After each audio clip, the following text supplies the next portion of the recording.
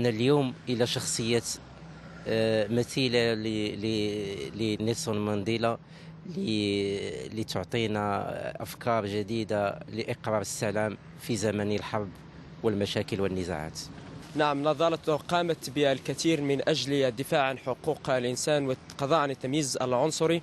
فشخصية مانديلا هي أصبحت قدوة أو استلهمت الكثيرين وأصبحت قدوة ونموذج يعتمد عليه في جميع الأنظمة الديمقراطية.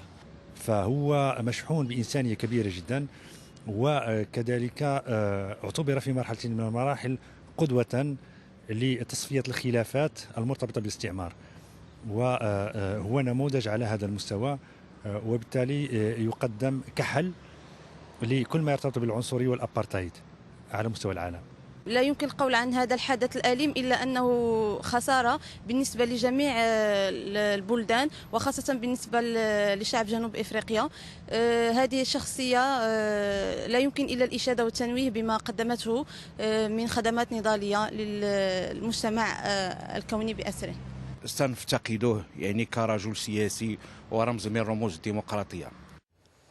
إذن عينة من الآراء استمعنا إليها كلها تصب في الحاجة إلى استلهام مبادئ نيلسون مانديلا في عالمنا العربي. مرة أخرى نعود إلى ضيفنا في رام الله